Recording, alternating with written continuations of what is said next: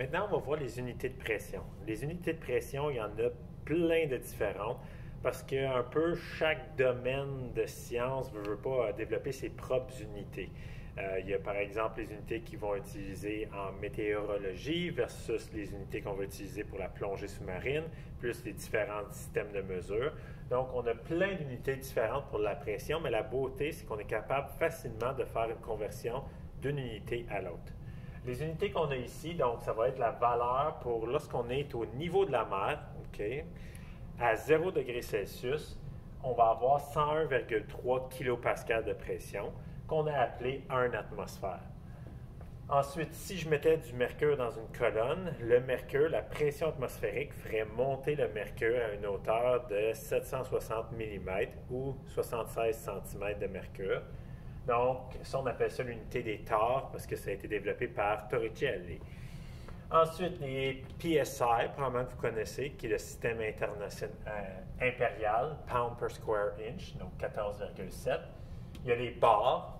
Un bar, ça équivaut à 100 kPa, donc c'est pour ça que c'est 101,01 pour la 0 degré Celsius au niveau de la mer. Et la pression atmosphérique peut faire monter de l'eau dans une colonne jusqu'à 10,33 mètres de hauteur. Donc, on va se servir de cette égalité-là pour faire des conversions. Donc, disons que dans un problème, tu as la pression de 5,69 kPa et on te demande de faire un calcul où est-ce qu'il va falloir que tu le convertis en kilopascal. Bien, on va faire ça tout simplement avec une règle de 3. C'est un rapport de quantité.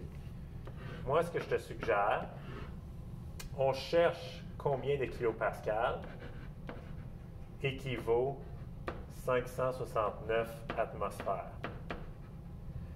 Le rapport connu entre les kilopascals et l'atmosphère va venir de notre encadré en vert ici.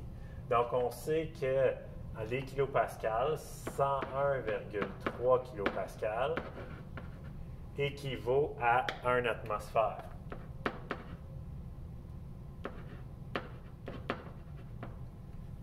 Donc, parce qu'on sait le rapport entre les kilopascals et l'atmosphère, bien là, je peux créer cette égalité-là et trouver le terme manquant. Donc, c'est une multiplication croisée, une règle de 3. Donc, je vais faire ça fois ça divisé par ça et je vais obtenir ma réponse. Donc, la pression va être égale à 576 kPa.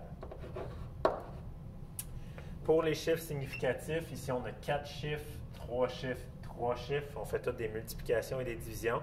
Donc, j'ai gardé 3 chiffres significatifs dans ma réponse. Maintenant, si on fait la même chose, essayez de convertir 52,3 torts en atmosphère. Donc, pour faire ça ici, ce qu'on cherchait, on cherchait d'abord combien d'atmosphère équivaut 52,3 torts. Et on sait, selon notre égalité ici, que 1 atmosphère équivaut à 760 torts.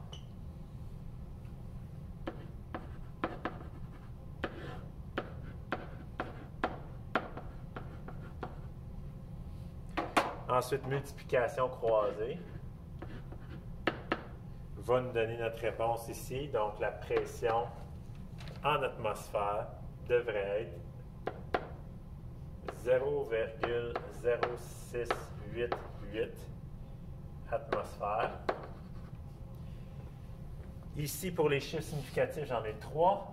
Ici, j'aurais dû écrire 1,00, j'en ai 3. Ici, j'en ai 3, fait que je vais garder 3 chiffres significatifs dans ma réponse. On se souvient que les zéros à gauche ne comptent pas comme étant significatifs. Et j'aurais accepté que tu m'exprimes la réponse en notation scientifique aussi. Et en notation scientifique, ça va donner 6,88 fois 10 à la moins 2 atmosphères. Donc, ces deux réponses-là sont équivalentes et contiennent le même nombre de chiffres significatifs. Maintenant, convertir 1,11 fois 10 à la 3 mm de mercure en kilopascal. Même procédé. On cherche combien de kilopascal pour 1,11 fois 10 à la 3 mm de mercure. mon égalité me dit ici que 101,3 kPa équivaut à 760 mm de mercure.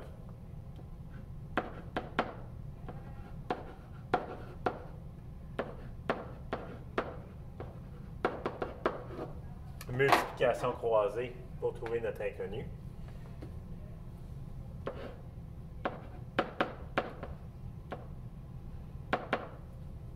Ici, la pression que je vais trouver, ça va être 148 kPa avec le bon nombre de chiffres significatifs.